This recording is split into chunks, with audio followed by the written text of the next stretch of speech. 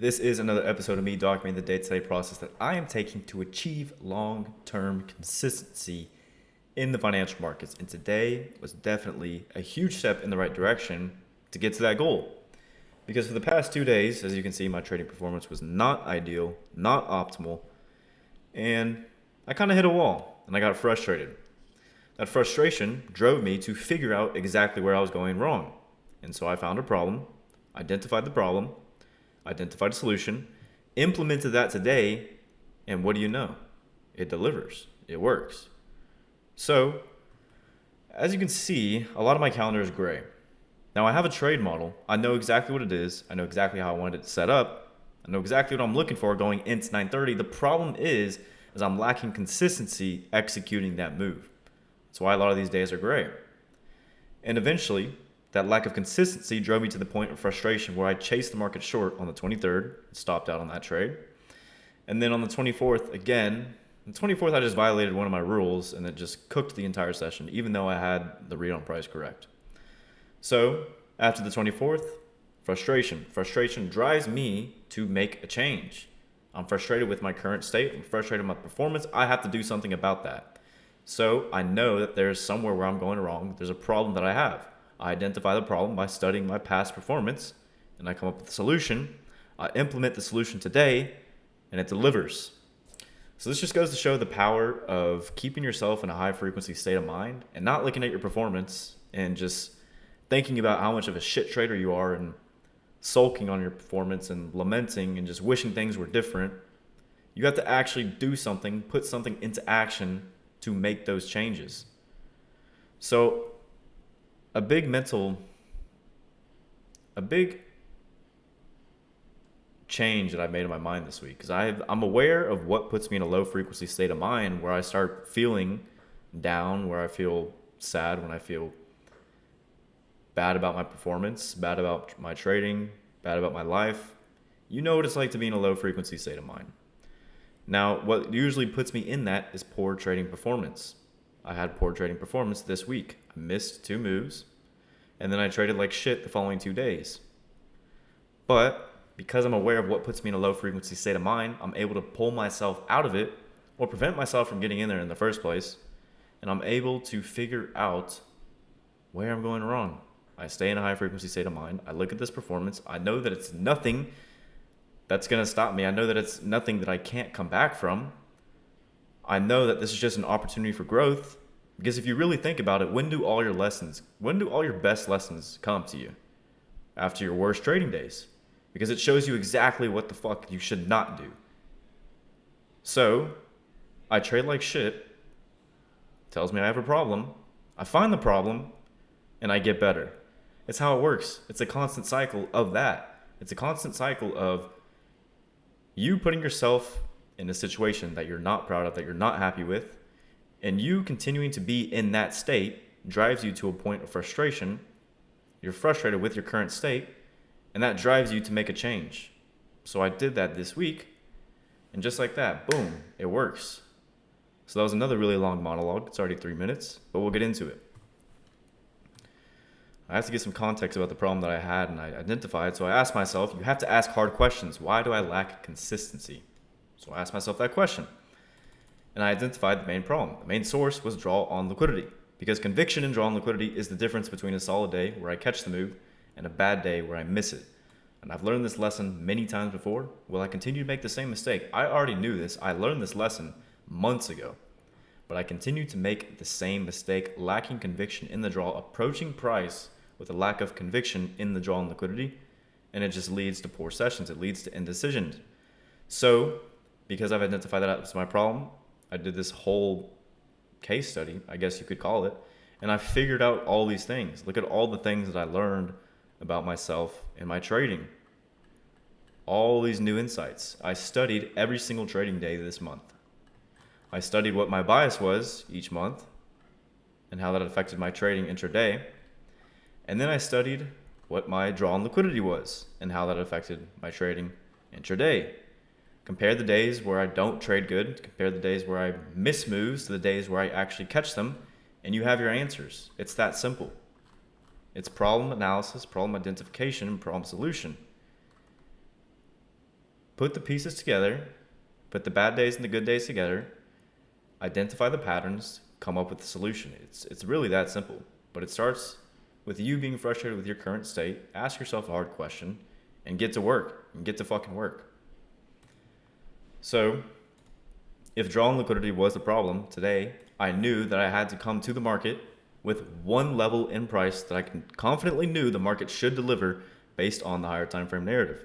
And from these lessons I learned, I've developed the optimal market approach. The first thing that I have to establish with myself is what is the draw on liquidity. One level in price that I know the market can deliver with confidence. So you can see here that I'm clearly stating I like the 215 high paired with yesterday's new day opening gap and the volume imbalance on the 15 minute that price may want to lay a body over as a solid area to draw to. What does that look like on the chart?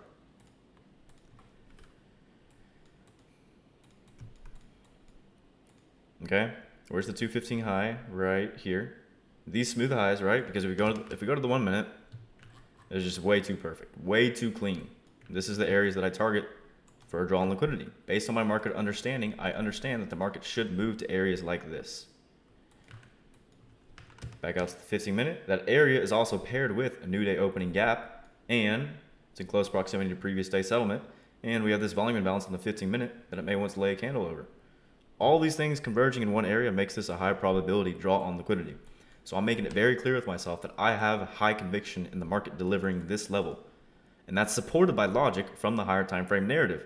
And from this case study that I did when I was figuring out what my problem was, I came to the conclusion that bias and draw on liquidity are two separate things. And there's two elements to bias. The first element to bias is higher time frame narrative. You have to establish a narrative on how that day should deliver based on the weekly chart, the daily chart, and the economic calendar. That gives you a good idea of how that day should deliver. So today my bias is bullish, not anticipating the market to close lower on the week, which fits the narrative of the development of the weekly range and economic calendar. Both say that this move lower is not likely to last even if price does not make a higher high going into the weekend. So I'm not expecting this drop to last. We go to the higher time frame, weekly chart. Based on the development of this weekly range, if we drop down to the daily, which I will in a second, I'm not expecting this candle to close lower going into the week. I'm expecting it to close near its high based on how this weekly range has developed. And on the economic calendar, there's nothing really on the economic calendar that should drive the market. So I'm not thinking it's going to make any kind of crazy move and come back inside the range before the week is over. Because there's just nothing really strong on the economic calendar, no high impact driver to push the price to do that. But there is a lot next week. So I'm thinking it's probably going to make some crazy moves next week. This week, not really expecting much. Daily, how this weekly range has developed is extremely bullish. Monday traded up, took previous weekly high first. Tuesday traded down, took Monday's low, closed above this gap. And this is my confirmation that we are bullish on this weekly range because this candle trades down into the gap, but it closed above it. That's a sign of strength, tells me the market's bullish. Following candle, Wednesday's range, opens near the low. This already in a discount, trades down, clears out sell side on the lower time frame, trades up, closed on its high. It's settled on its high. That's extremely bullish. Overlap the down candle. This now becomes an order block. Thursday does not take Monday's high. And the market basically closes indecisive. Not really indecisive because this is at the high of that candle, right? But it leaves this large lower wick. That's bullish. So Friday, I'm not expecting the market to go lower based on the development of the weekly range and the economic calendar. Both of those narratives both support the idea that this market should not go lower. So that's the first element to bias, higher time frame narrative. Second element to bias is how is price going to get to the draw on liquidity? Because your bias is simply your market approach. Your bias is how you think the market's going to deliver at 9:30. So how do I think it's going to get to and eventually arrive at the draw on liquidity? I would like to see price drop and clear the London low, dropping into a deeper discount of Thursday's range, as it's doing right now at 9:05. Push away from the discount gap opening, make a new low a day, and then show me willingness to reverse. Okay, now let's go in the chart and see what the market actually did. Well, it opened low in the day, it traded down, made a new low a day, dropped away from the discount gap opening under London low, and then it traded for that level. So how it arrived at the draw on liquidity is my market approach, which is my bias, the second element to bias, the other one being higher time frame narrative. Two elements that make up bias. So how I wanted the market to deliver to that level was fucking perfect. It was spot on. And then the setup that I'm looking for and why, here's my main idea. And then sometimes I have an alternate ideal. So I highlight it as optional. Not today. No alternate idea in play. And I put my screenshots where I'm just annotating everything. So all my annotations here are just going to explain everything that I just mentioned. So this level is perfect. It's too perfect, and there's other reasons for it to trade here. And there's an actual gap it can actually also trade to. So looking on the 1 minute, refining the details and figuring out exactly what this thing should trade to. So I'll put the executions on the chart.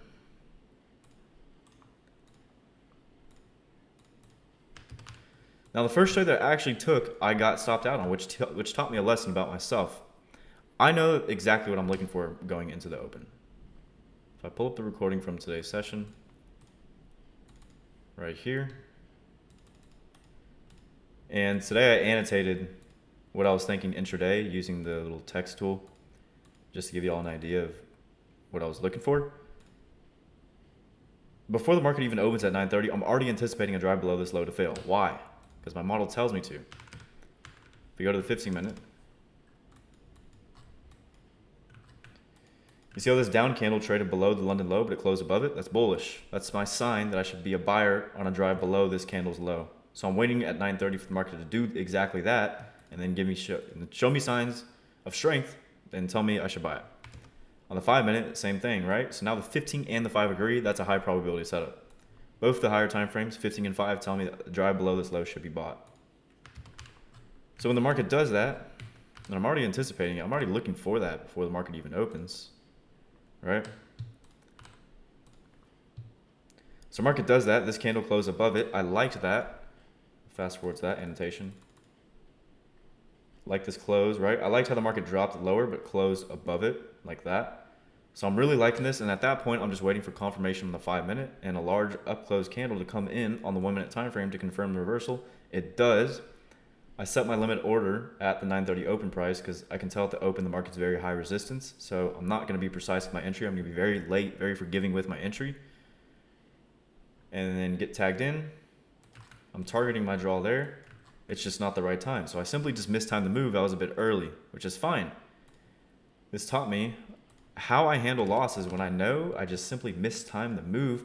I literally felt nothing at all. If I go to my live trading check-ins at 9:40, I'm not upset about that loss at all. Worth the risk. It was my model, so I took it. It just did not play out. Indication it wasn't was a solid close over the down candle. Not ruling out the idea of a long yet. I think I may have just mistimed the move, and it's going to stay heavy initially. Under 20 point loss, no damage is done. Nothing I can't come back from. This puts my interest closer towards 10. So I'm completely cool. I'm calm. Like, I don't give a fuck that I lost there because it's my model. It's what I was looking for. I executed on it. It just didn't work out. That's fine. I still have conviction in the market delivering this. I'm not going to completely drop the idea just because I stopped out on the first long that I took. Okay, I know that I just mistimed the move because everything in the chart is still telling me that it should go higher. Look at the 5 minute. It's still telling the same story, right? This candle also drives below that candle's low, closed above it. Now this close could have been something better. I just liked how it drove below it.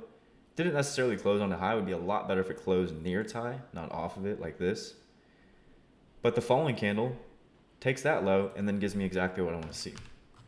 So still remaining confident in the idea, not dropping it entirely just because I stopped out.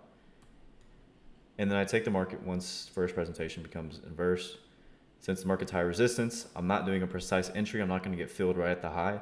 I'm aiming to get filled at the upper quadrant right here with a stop loss below that low. So skip towards that. See the market's high resistance. I frame the risk on every trade idea before it even comes to fruition. So before I ever have confirmation that that idea is actually there in the chart, I'm framing the risk on it to see if the risk makes sense. The risk made sense here, so I took it. I'm not mad about this loss at all. The risk made sense. It's my model. It's my setup. It's what I was looking for at the right time. I'm not mad.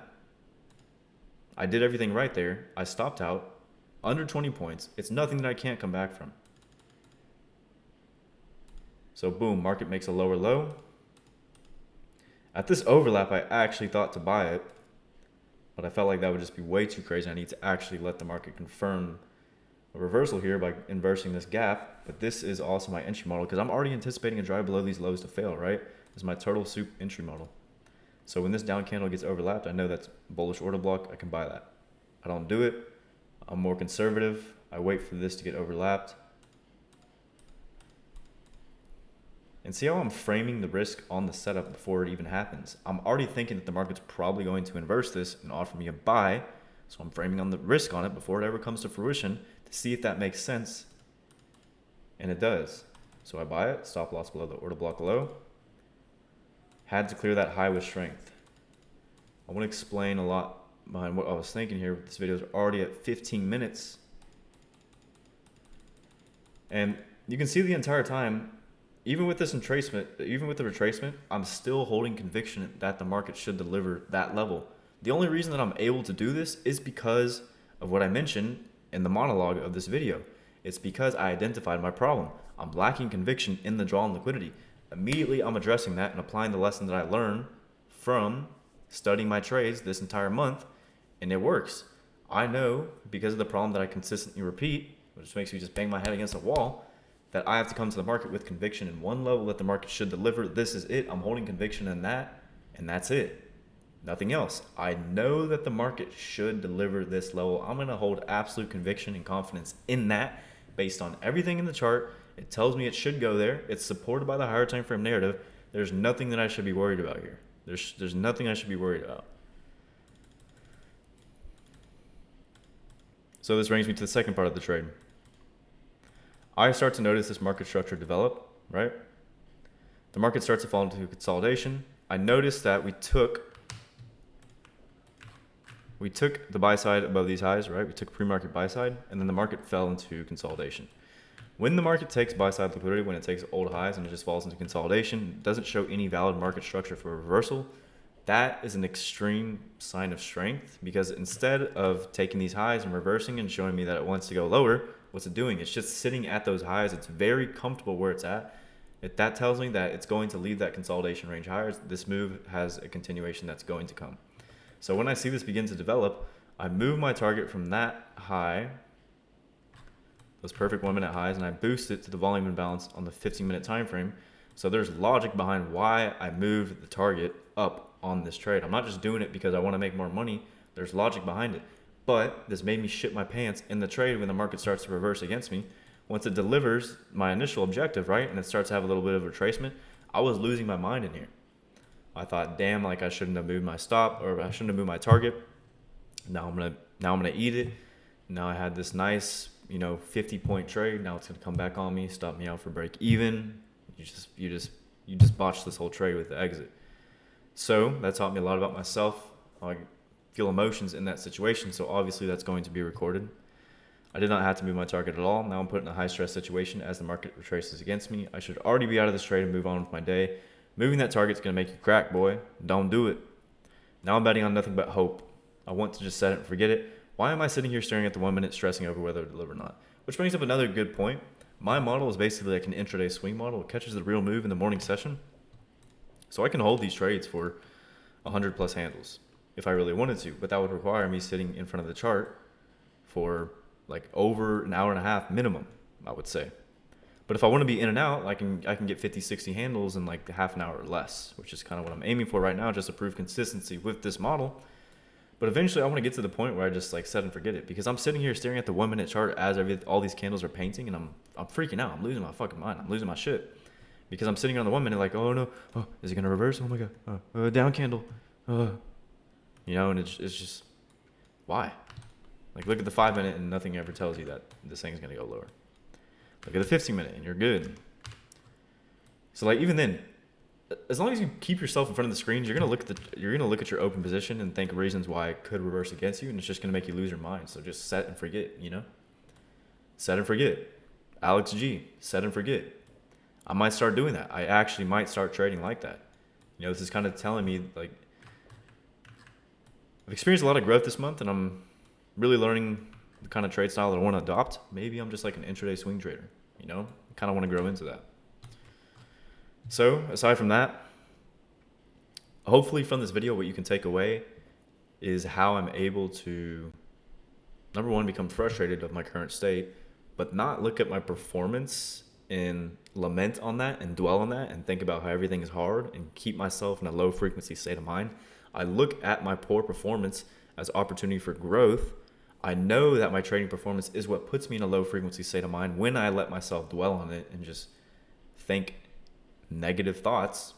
I can pull myself out of it, keep myself in a high frequency state of mind, identify the problem, fix or find a solution to the problem, apply it, and immediately see results. That's the only reason why this was a good trading session, was because I identified the problem and immediately developed a solution, apply it, and it works. That's it. So why was my draw on liquidity correct? DLL was correct because it's in alignment with the higher time frame narrative and based on levels I know market can draw to. So folks, I've developed an extremely regimented, systematic process that's extremely efficient, and this allows me to literally figure out exactly where I'm going wrong every time. So if you want this template, perhaps I could find a way to share it with you. I'm pretty sure Tradezilla has a way to share this, but this is it. Like this process, this extra bit of work that I do every single day without fail. If I go through all these days, I'm doing this every day, guys, without fail. Like this is it, you know? So it's fun, you know? It's just constant evolution.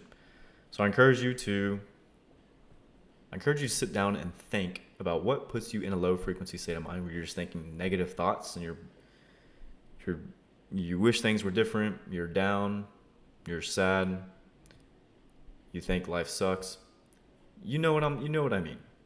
I encourage you to sit down and think about what is the catalyst that puts you in that low frequency state of mind, because once you start being aware of that, you catch it in the moment, and you're able to keep yourself from going to a low frequency state of mind. So if you keep yourself in a high frequency state of mind, you're able to progress and grow at a much faster rate, because you just see things differently. You see things positively. You see the positive in things. It's all about your frame of mind and your perspective.